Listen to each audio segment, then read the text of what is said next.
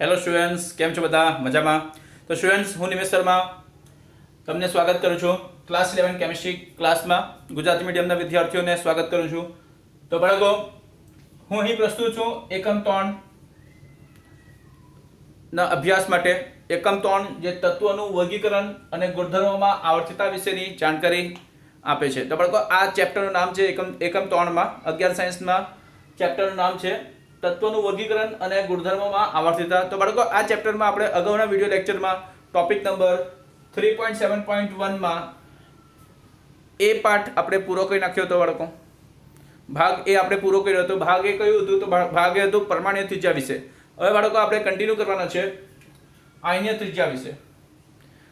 બાળકો, આયનીય ત્રિજ્યા વિશેની સમજૂતીની ચર્ચા કર્યા બાદ ત્યારબાદ આપણે બાળકો કોયડો 3.3 અને 3.4 આપણે કરવાના છે, બરાબર? જે આગળનું બાકી હતું તે. તો ચાલો જોઈએ.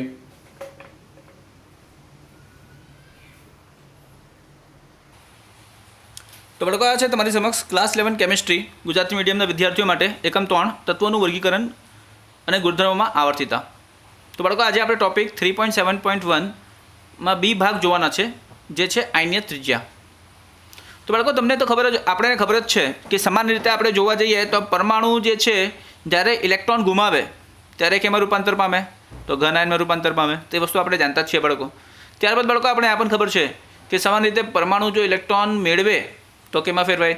તો બાળકો, એ ઋણ આયનમાં ફેરવાય છે. ક્લિયર છે બાળકો? તો બાળકો, એવા તો આપણી પાસે ઘણા ઉદાહરણો છે, બરાબર? તો આવા ઘણા ઉદાહરણની આપણે જો ચર્ચા કરીએ તો આપણે જોઈ શકીએ કે આપણે ધારો કે ઉદાહરણની વાત કરી લઈએ બાળકો. તો ઉદાહરણ તરીકે આપણે ખબર જ છે કે વધારે કરીને આપણે જોઈએ તો ધાતુ તત્વોના જે પરમાણુઓ હોય ને, બરાબર, સમૂહ 1 અને 2ના જે ધાતુ તત્વોના પરમાણુઓ છે, બરાબર, તે બહુ સારા ઉદાહરણ તરીકે છે.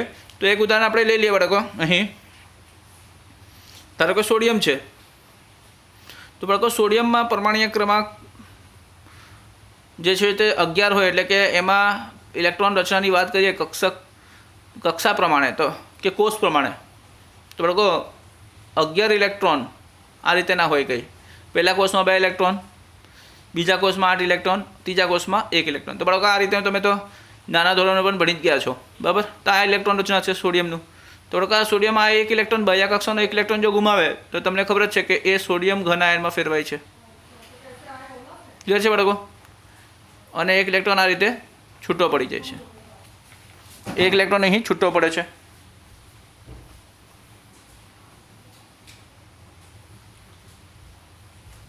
ક્લિયર છે? ત્યારબાદ બાળકો, અહીં 2 જે ઇલેક્ટ્રોન રચના છે 2,8,1, બરાબર? તો અહીં ઇલેક્ટ્રોન રચના કેવો થાય? તો ઓનલી 2,8 જ થાય, બરાબર? એટલે આ ઇલેક્ટ્રોન રચના તો નિષ્ક્રિય વાયુ નિયોન જેવો થઈ ગયો.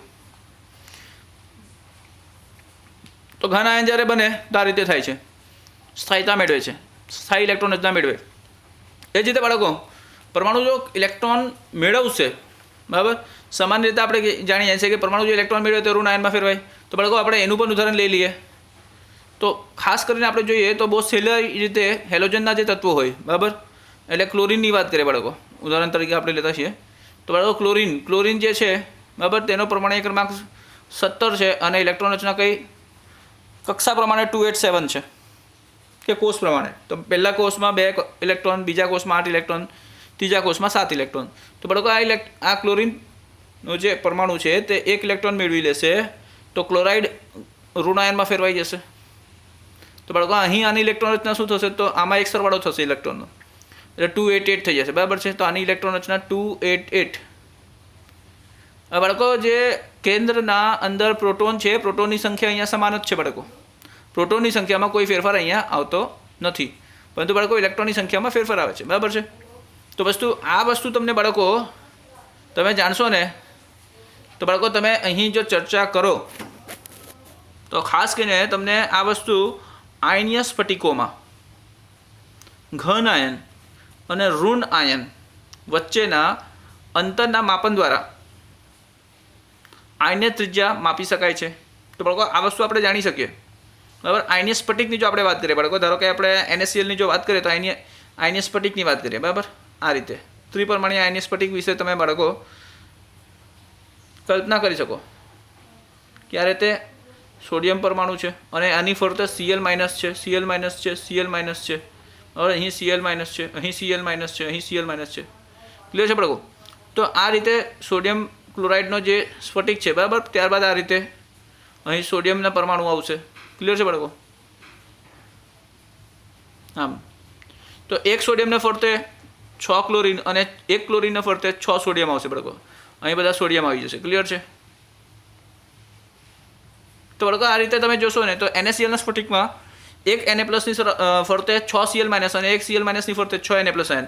તો બાળકો આવા આપણે NaCl ના સ્ફટિકને કલ્પના કરતા આ વાતને સમજીએ કે આયનીય સ્ફટિકોમાં ઘન આયન અને ઋણ આયન વચ્ચેનો જે અંતર છે, તો બાળકો આ જે Na પ્લસ અને Cl માઇનસ વચ્ચેનો જે અંતર છે, બરાબર છે, એટલે ઘન આયન અને ઋણ આયન વચ્ચેનો જે અંતર છે, આ અંતરની વાત કરીએ બાળકો, બરાબર.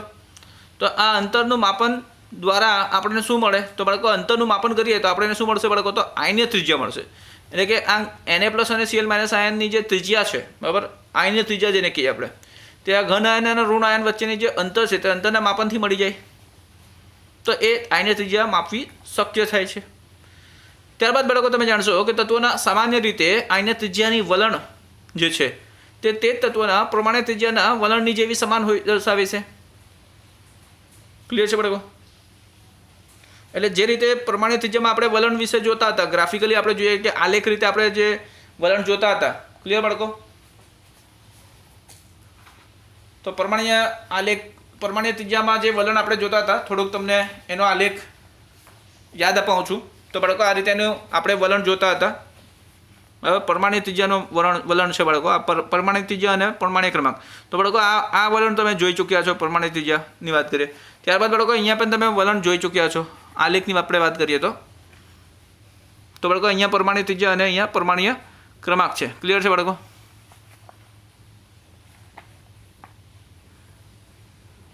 તો આ જે વલણ આપણે જોયા છે બાબો, તો બાળકો પ્રમાણીય ત્રિજ્યામાં જે પ્રકારનું વલણ આવે છે તેવું જ વલણ કંઈ તમને અહીં જોવા મળશે આયનીય ત્રિજ્યામાં, બરાબર. તત્વોની વલણ એ જ સમાન વલણ જોવા મળશે, બરાબર, ફેરફાર. તો બાળકો તમે જાણશો કે ઘન આયન જે છે એ તેના જનક પરમાણુ એટલે કે પેરેન્ટ એટમ કરતાં આકારમાં કેવો હોય? તો બાળકો નાનો હોય છે. આકારમાં કેવો હશે? ઘન આયન આકારમાં નાનો હોય છે, બરાબર. તેનું કારણ શું?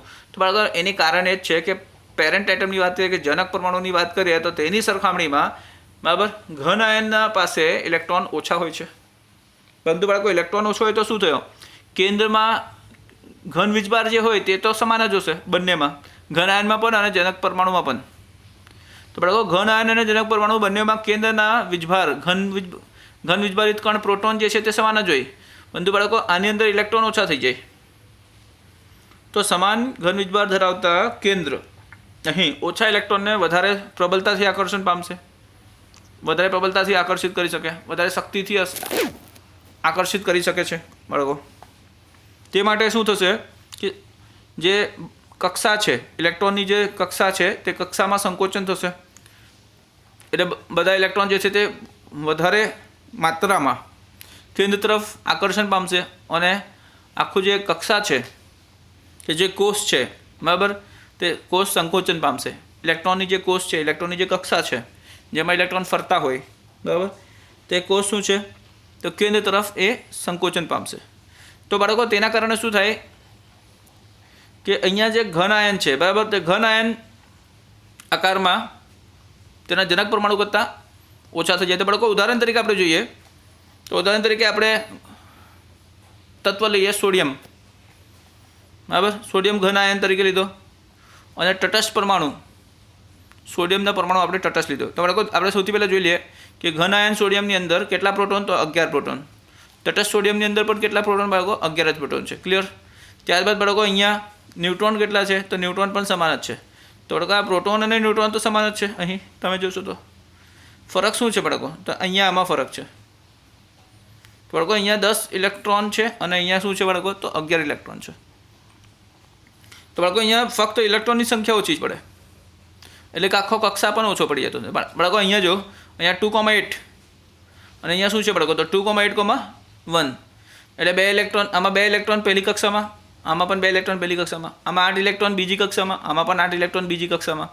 પરંતુ બાળકો અહીંયા તો પૂરું થઈ ગયું હવે, ને આમાં શું છે, ત્રીજી કક્ષામાં એક ઇલેક્ટ્રોન હજુ છે. તો બાળકો સ્વાભાવિક જ છે કે આનો જે આકાર છે, બરાબર, એટલે આના પરમાણુનો જે કદ છે તે મોટો થવાનો જ છે આ ઘન આયન કરતાં. ક્લિયર છે? તો હંમેશા જ બાળકો આ રીતે કોઈ પણ ઘન આયનની વાત કરીએ, ફક્ત એવો નથી કે સોડિયમ માટે જ, કોઈ પણ ઘન આયનની વાત કરશો બાળકો તો તે જે કંઈ પણ તટસ્થ પરમાણુમાંથી, જે કંઈ પણ જનક પેરેન્ટ એટમમાંથી બન્યું છે, જનક પરમાણુમાંથી બન્યું છે, તેના કરતાં આકારમાં નાનો જ હશે. અને એનો કારણ એ પણ છે કે ઇલેક્ટ્રોનની સંખ્યા ઓછી થાય, ઋણ વિભાજિત ઇલેક્ટ્રોનની સંખ્યા ઓછી થાય, અને તેની સરખામણીમાં ઘન વીજભારિત કેન્દ્રમાં રહેલો પ્રોટોન, ઘન વીજભારિત કેન્દ્રમાં રહેલો ઘન વીજભારિત પ્રોટોનની સંખ્યા વધારે હોવાના કારણે, બરાબર, ઇલેક્ટ્રોનને આકર્ષણ કરવાનું શક્તિ પ્રબળ થતું હોય, એટલા માટે. ત્યારબાદ બાળકો તમે જાણશો કે ઋણ આયનનું આપણે વાત કરીએ તો ઋણ આયનનું જે કદ છે, બરાબર, તે ઋણ આયનનું કદ તેના જનક પરમાણુ પેરેન્ટ એટમ કરતાં વધારે હોય છે.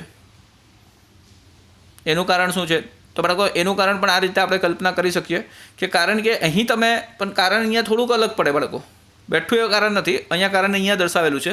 કારણ કે એક અથવા તો વધુ ઇલેક્ટ્રોન મેળવતા શું થશે બાળકો? તો ઇલેક્ટ્રોન અપાકર્ષણ, એટલે બાળકો સમાન વીજભાર ધરાવતા, સમાન ઋણ વીજભાર ધરાવતા, નેગેટિવ ચાર્જ ધરાવતા, સમાન ઋણ વીજભારિત ધરાવતા ઇલેક્ટ્રોન વચ્ચે અપાકર્ષણો વધે છે.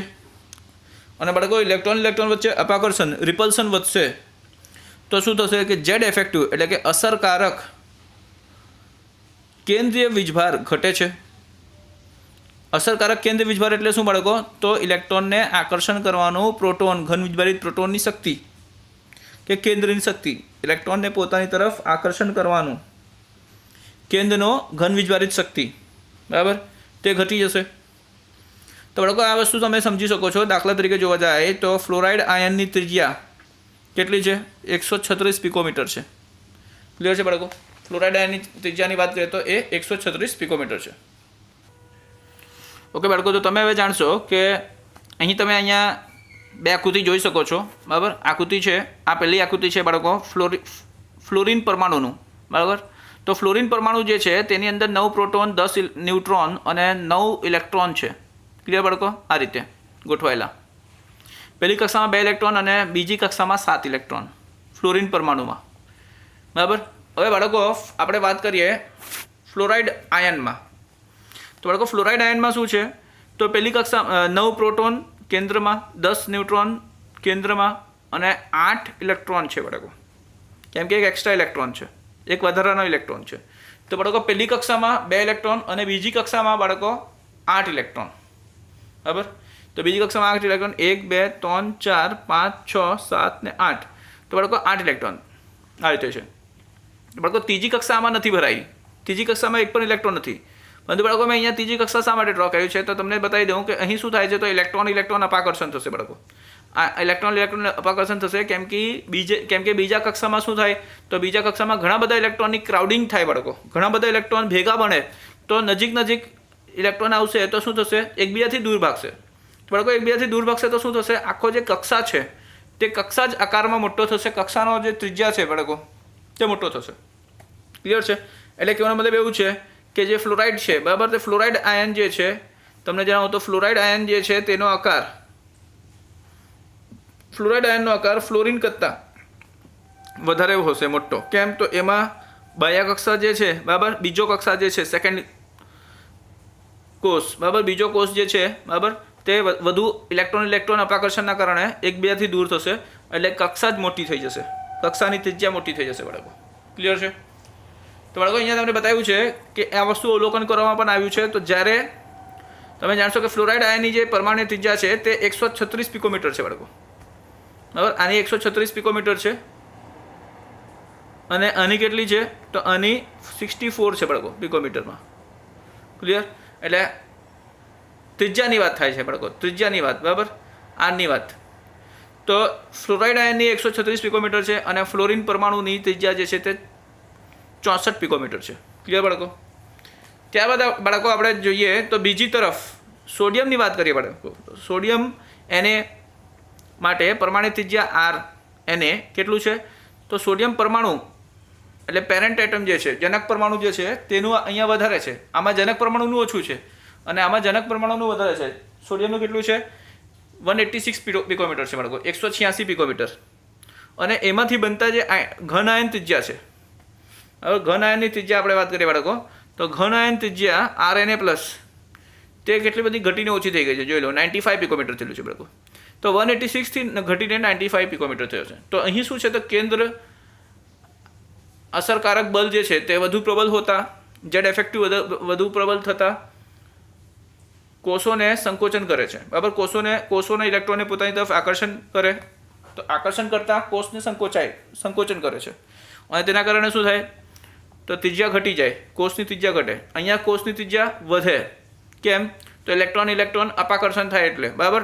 તો બાળકો આ યાદ રાખજો, ઇલેક્ટ્રોન અપાકર્ષણ થાય, બધા 8 ઇલેક્ટ્રોન એકબીજાને બાજુના ઇલેક્ટ્રોનથી અપાકર્ષણ પામશે, બરાબર. ધારો કે આ ઇલેક્ટ્રોન છે તે આનાથી પણ અપાકર્ષણ પામશે, આનાથી પણ અપાકર્ષણ પામશે, એટલે દૂર ભાગશે આમ, બરાબર. ત્યારબાદ બાળકો આ ઇલેક્ટ્રોન જે છે તે આનાથી પણ અપાકર્ષણ પામશે અને આનાથી પણ અપાકર્ષણ પામશે, એટલે આ દૂર ભાગશે. ક્લિયર છે બાળકો? આ રીતે દરેક ઇલેક્ટ્રોન જો દૂર ભાગે તો શું થાય, તો શું થશે, તો બાળકો ત્રિજ્યા મોટી થઈ જશે, કોષ મોટો થશે, બરાબર. આમ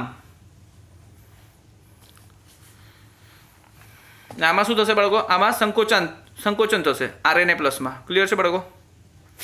ત્યારબાદ બાળકો આપણે ચર્ચા કરવા છે હવે એક નવા ટોપિકની, બરાબર. નવા ટોપિક શું છે આમાં, તો સમ ઇલેક્ટ્રોનિયસ સ્પીસીસ. તો બાળકો તમે જાણશો કે સમ ઇલેક્ટ્રોન સ્પીસીસમાં શું આપેલું છે. તો સૌથી પહેલાં આપણે એની વ્યાખ્યા જોઈ લઈએ. તો જે પરમાણુઓમાં કે જે આયનોમાં, બરાબર, જે પરમાણુઓમાં અને આયનોમાં ઇલેક્ટ્રોનની સંખ્યા સમાન જોવા મળે બાળકો, સમાન ઇલેક્ટ્રોનની સંખ્યા સમાન જોવા મળે, બરાબર, તેવા સ્પીસીસને સમ ઇલેક્ટ્રોનિયસ સ્પીસીસ કહે છે. ક્લિયર છે બાળકો? તો દાખલા તરીકે આપણે જાણી લઈએ, તો O2 માઇનસની વાત કરીએ, F માઇનસની વાત કરીએ, Na પ્લસની વાત કરીએ કે Mg2 પ્લસમાંની વાત કરીએ, તો બાળકો આ બધા જે છે તે એવા સ્પીસીસ છે જેમાં ઇલેક્ટ્રોનની સંખ્યા કેટલી છે, તો બાળકો બધામાં જ ઇલેક્ટ્રોનની સંખ્યા 10 છે, બરાબર, કે જે સમાન છે. તો બધામાં 10 ઇલેક્ટ્રોન હોય તો બધામાં સમાન ઇલેક્ટ્રોન થયા, એટલે બધા સ્પીસીસ જે છે તે એકબીજાના શું છે, તો સમ ઇલેક્ટ્રોનિય સ્પીસીસ છે, બરાબર. આઇસો ઇલેક્ટ્રોનિક સ્પીસીસ કહેવાય, બરાબર, સમ ઇલેક્ટ્રોનિય સ્પીસીસ કહેવાય. ત્યારબાદ બાળકો તમે જાણશો કે પરંતુ આ બધાની જે ત્રિજ્યા છે તે બધાની ત્રિજ્યા જુદી જુદી હોય, ભલે સમ ઇલેક્ટ્રોન સ્પીસીસ હોય તો શું થઈ ગયું, પરંતુ એમની ત્રિજ્યા જુદી હોય. તો કારણ શું બાળકો ત્રિજ્યા જુદી હોવાની? તો બાળકો કારણ એ છે કે તેઓ જુદો જુદો કેન્દ્રીય વીજભાર ધરાવે છે. ઇલેક્ટ્રોનની સંખ્યા ભલે અલગ હોય, ઇલેક્ટ્રોનની સંખ્યા ભલે સમાન હોય, પણ પરંતુ કેન્દ્રની અંદર પ્રોટોનની સંખ્યા તો જુદી છે ને, તત્વો જુદા છે એટલે પ્રોટોનની સંખ્યા જુદી, એટલે કેન્દ્ર વીજભાર જુદા જુદા હોય અને તેના કારણે શું થાય કે બધાનો આકાર જે છે તે જુદા હશે, કારણ કે એની અંદર જે ત્રિજ્યા છે, બરાબર, તે ત્રિજ્યા જુદી હશે. હવે બાળકો તમે જાણશો કે વધારે ઘન વીજભાર ધરાવનાર આયનની આપણે જો વાત કરીએ બાળકો, વધારે ઘન વીજભાર ધરાવનાર આયનની, તો એવા આયનની આપણે વાત કરીએ તો એવા આયનની જે ત્રિજ્યા છે તે ત્રિજ્યા નાની હોય છે. અને નાની ત્રિજ્યા શા માટે હોય, તો કારણ કે તેના ઇલેક્ટ્રોનનું કેન્દ્ર તરફ આકર્ષણ વધારે હોય છે. જ્યારે વધારે ઋણ વીજભાર ધરાવનાર ઋણ આયનની વાત કરીએ તો એનું ત્રિજ્યાનું મૂલ્ય વધુ હોય છે. તો કેમ એનું શું કારણ છે બાળકો? તો એનું કારણ એ છે કે અહીં ઇલેક્ટ્રોન અપાકર્ષણની વાત કરીએ કે ઇલેક્ટ્રોન વચ્ચેનો જે અપાકર્ષણ છે, બરાબર, તે અપાકર્ષણની અસર કેવી હશે? તો બાળકો તમે જાણશો કે અપાકર્ષણની અસર જે છે તે વીજભાર કરતાં વધી જાય છે. ક્લિયર? ત્યારબાદ બાળકો તમે જાણશો કે તેથી આયનનું વિતરણ થતાં આયન્ય કદ વધે છે. એટલે આયનનું વિતરણ થતાં શું થશે બાળકો? આયન્ય કદ વધી જશે. ક્લિયર છે? તો બાળકો અહીં આપણે આયનિક ત્રિજ્યા જે હતી, બરાબર, આયનીય ત્રિજ્યાની ટોપિક પૂરું થઈ ગયું છે. હવે બાળકો આપણે જોવાના કોયડો 3.3 અને 3.4. તો બાળકો કોયડો 3.3 શું છે તે આપણે જોઈ લઈએ.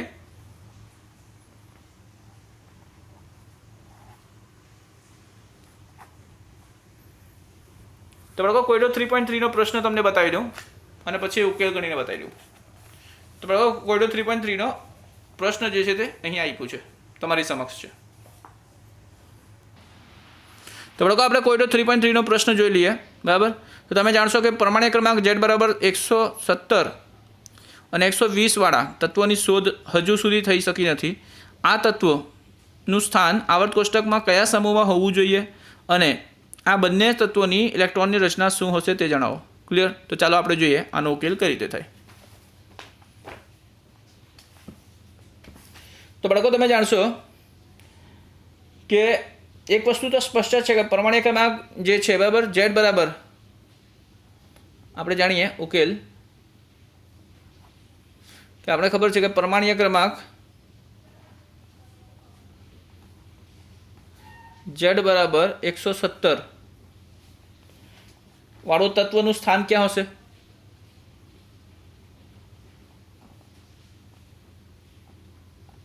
તો તત્વનું સ્થાન નક્કી કરતા આવડે જ છે આપણને.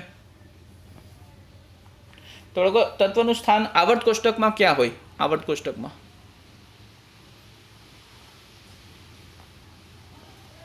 તે આપણે અહીંયા જોવાના છે.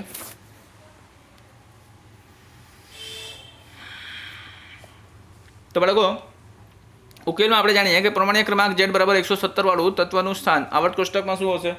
તો આવર્ત કોષ્ટકમાં હેલોજન સમૂહ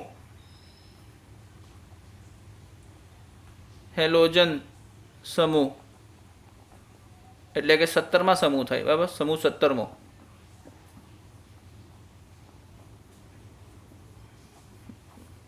માં એસ્ટેસ્ટાઇન ને નીચે આવશે બાળકો. એસ્ટેસ્ટાઇન બરાબર. એસ્ટેસ્ટાઇન 80 ના નીચે આવશે.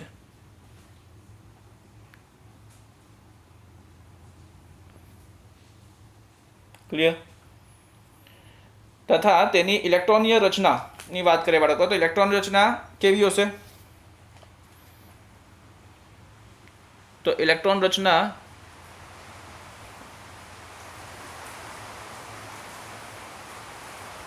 તેની ઇલેક્ટ્રોન રચનાની વાત કરીએ બાળકો તો તેની ઇલેક્ટ્રોન રચના કેવી હશે બાળકો? તો ઇલેક્ટ્રોન રચના આ રીતેની હોય ગઈ.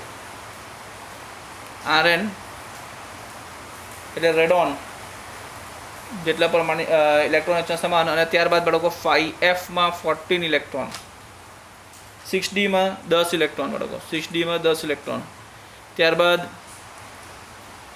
7s માં બાળકો 2 ઇલેક્ટ્રોન અને 7p માં 5 ઇલેક્ટ્રોન આવશે.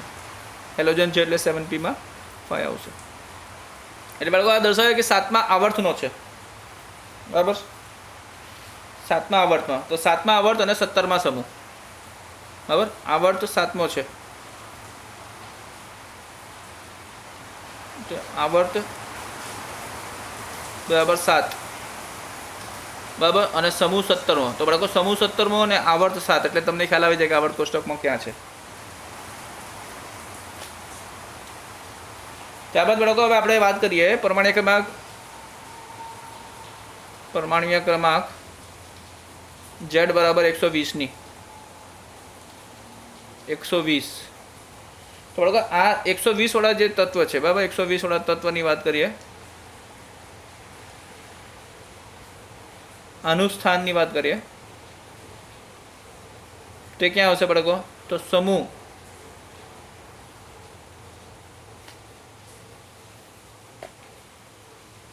બે માં આવશે. સમૂહ 2 માં બરાબર એટલે કે અલ્કલાઇન અર્ધ ધાતુમાં. અલ્કલાઇન અર્થ ધાતુ નો જે સમૂહ છે બરાબર એમાં Ra ની નીચે આવશે. Ra ની નીચે એટલે રેડિયમ છે ને બાળકો, રેડિયમ તત્વ આવે ને તો રેડિયમ તત્વનો નીચે આવે છે. તથા આપણે વાત કરીએ તો તથા તેની ઇલેક્ટ્રોન રચના કેવું હશે? તેની ઇલેક્ટ્રોન રચનાની વાત કરીએ તો તેની ઇલેક્ટ્રોન રચના બરાબર કેવી હશે બાળકો? તો UUO બરાબર પહેલો યુ મોટો આવશે. UUO જેટલું સમાન આવશે. ત્યારબાદ બાળકો 8s2 આવશે. બીજા સમૂહનો છે એટલે NH2 આવે તો 8s2 એટલે બાળકો આવર્ત 8 કહેવાય. બરાબર, આવર્ત 8. તો બાળકો આ હમણાં શોધાયો જ નથી. આવો કોઈ તત્વ હમણાં આપણા આવર્ત કોષ્ટકમાં છે જ નહીં. બરાબર, આવો કોઈ પણ તત્વ 8 આવર્ત તો છે જ નથી આપણા આવર્ત કોષ્ટકમાં. બરાબર છે ને? આપણા આવર્ત કોષ્ટકમાં 8 આવર્ત છે જ નહીં. એટલે 120 પરમાણુ ક્રમાંકવાળો કોઈ તત્વ છે જ નથી, હમણાં મળ્યો જ નથી 120 પરમાણુ ક્રમાંકવાળા. ક્લિયર છે બાળકો? એટલે આનો કોઈ સ્થાન હમણાં મળી જ નથી, આ તત્વ જ નથી મળ્યો આવો કોઈ. આવર્ત વધ્યા જ નથી, 7 જ આવર્ત મળ્યા છે હમણાં સુધીમાં. ભવિષ્યમાં મળશે તો ખ્યાલ નહીં. ક્લિયર છે બાળકો? બાળકો 118 પરમાણુ ક્રમાંક 118 હોય ને તેનો યુયુઓ થાય, પછી 119 ને 20. બરાબર, એટલે ત્યારબાદ બાળકો વધારાના 2 ઇલેક્ટ્રોન આમાં ભરાશે. આ 118 તત્વ જેનું પરમાણુ ક્રમાંક 118 છે તેના માટે છે. ક્લિયર? તો બાળકો આ કોયડો 3.3 થઈ ગયો. બરાબર, કોયડો 3.3 પૂરો થયો. હવે બાળકો આપણે જોઈએ કોયડો 3.4. તો બાળકો હું પ્રશ્ન નથી લખતો, પ્રશ્ન તમને ટેક્સ્ટ બુકમાં બતાવી દઉં છું. બરાબર, અને અહીંયા આપણે એનો ઉકેલ જોશું.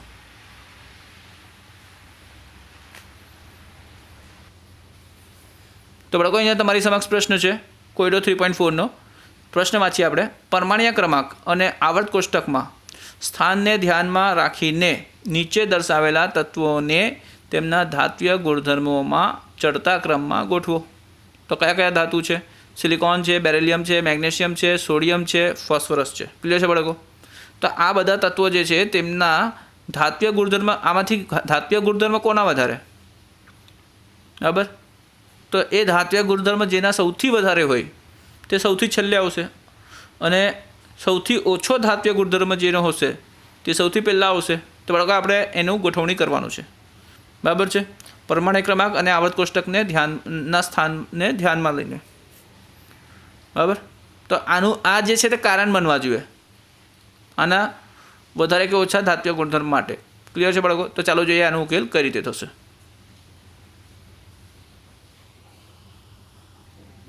તો બાળકો જોઈએ આનો ઉકેલ કઈ રીતે થશે. તો બાળકો તમે જાણશો કે આવર્ત કોષ્ટકના સમૂહમાં, આવર્ત કોષ્ટકની આપણે વાત કરીએ તો આવર્ત કોષ્ટકના સમૂહની વાત કરીએ બાળકો, તો આવર્ત કોષ્ટકના જે સમૂહ છે તે સમૂહમાં જો આપણે ઉપરથી નીચે તરફ જઈએ, બરાબર, ટોપ ટુ બોટમની વાત કરીએ બાળકો, ઉપરથી નીચે તરફ જતા વલણ શું જોવા મળે? તો ઉપરથી નીચે તરફ જતા બાળકો તત્વોમાં તમે જોશો તો તત્વોની અંદર તત્વોમાં ધાત્વીય ગુણધર્મની આપણે વાત કરીએ. ધાત્વીય ગુણધર્મ કેવો વલણ જોવા મળે? તો બાળકો ધાત્વીય ગુણધર્મમાં, તત્વના ધાત્વીય ગુણધર્મમાં વધારો જોવા મળે. ધાત્વીય ગુણધર્મ વધે છે આપણે એમ પણ કહી શકીએ. તો વલણ વધતો વલણ મળે. બરાબર, ત્યારબાદ બાળકો આપણે એમ કહીએ કે આવર્તની વાત કરીએ બાળકો. આ તો આપણે સમૂહની વાત કરી દીધું. હવે આપણે આવર્તની વાત કરીએ. આવર્તમાં ડાબીથી જમણી તરફ જતા બાળકો, લેફ્ટ ટુ રાઈટ. બરાબર, LHS to RHS, LHS to RHS ની વાત કરીએ બાળકો. બરાબર, એટલે કે ડાબીથી જમણી તરફ જતા, ડાબીથી જમણી તરફ જતા. તો ડાબીથી જમણી તરફ જતા બાળકો આપણે શું જોવા મળે? તો અહીં આપણે ડાબીથી જો જમણી તરફ જઈએ તો આપણે ખબર છે કે ધાત્વીય ગુણધર્મમાં ઘટાડો જોવા મળે છે. એટલે કે આ ધાતુનો ગુણધર્મ વધે એટલે તો ધાત્વીય ગુણધર્મમાં ઘટાડો જોવા મળશે.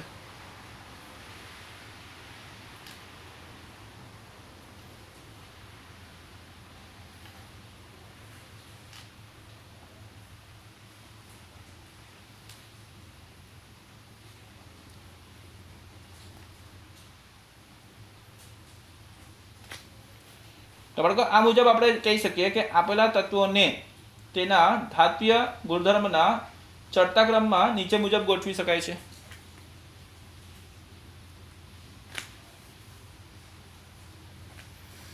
તો આ મુજબ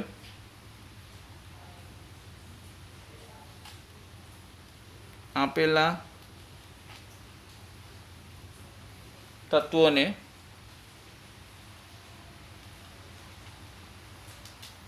તેના ધાત્વીય ગુણધર્મ તો બરાબર આ બાબતને આપણે ધ્યાનમાં રાખીએ તો તેના ધાત્વીય ગુણધર્મો ના ચડતા ક્રમની વાત કરીએ તો બરાબર ઓછા ધાતુથી વધારે ધાતુ ગુણધર્મ ધરાવતા હોય તેવા નીચે પ્રમાણે લખી શકાય કે નીચે પ્રમાણે ગોઠવી શકાય.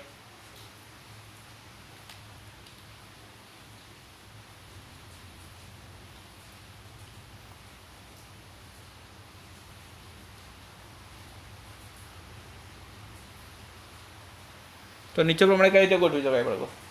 તો બાળકો તમે જાણશો કે ફોસ્ફરસ જે છે બરાબર તે સિલિકોન કરતાં ઓછો ધાતુ, ફોસ્ફરસ અધાતુનો ગુણધર્મ ધરાવે, બરાબર છે બાળકો. તો ફોસ્ફરસ જે છે તે અધાતુ છે. ત્યારબાદ બાળકો સિલિકોન જે છે તે અર્ધ ધાતુમાં આવે, ક્લિયર છે.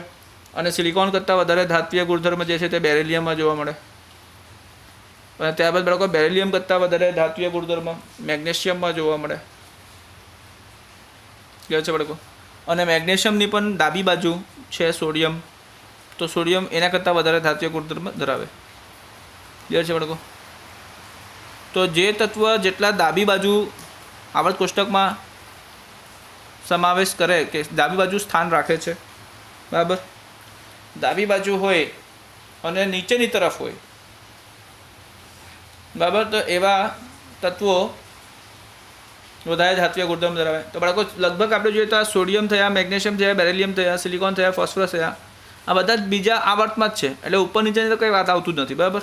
આવર્ત રીતે જ આપણે અહીંયા જોઈએ તો ડાબી બાજુ જે છે તે ધાત્વીય ગુણધર્મ વધારે હોય અને જમણી બાજુ ધાત્વીય ગુણધર્મ ઓછો હોય. તો બાળકો આ ફોસ્ફરસની સૌથી ઓછી ધાત્વીય ગુણધર્મ છે, એનાથી વધારે સિલિકોનની છે, એનાથી વધારે બેરિલિયમની છે, એનાથી વધારે મેગ્નેશિયમનું છે, ત્યારબાદ બાળકો એના કરતાં વધારે સોડિયમનું છે, ક્લિયર છે. તો બાળકો અહીં આપણે જે નક્કી કર્યું હતું, બરાબર, ટોપિક 3.7.1b આયનિક ત્રિજ્યા આખું સંપૂર્ણ કમ્પ્લીટ થઈ ગયું ચર્ચા એની.